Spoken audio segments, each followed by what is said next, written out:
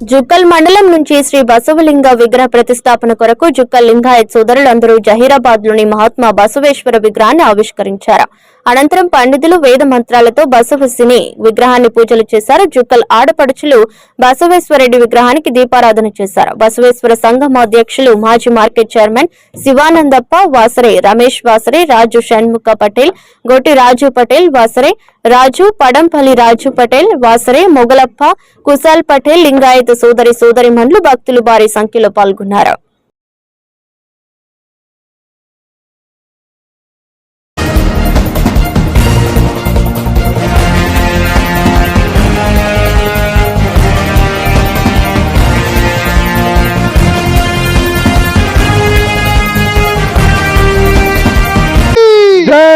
విశ్వగురు బసవేశ్వర మహారాజ్ కి జై.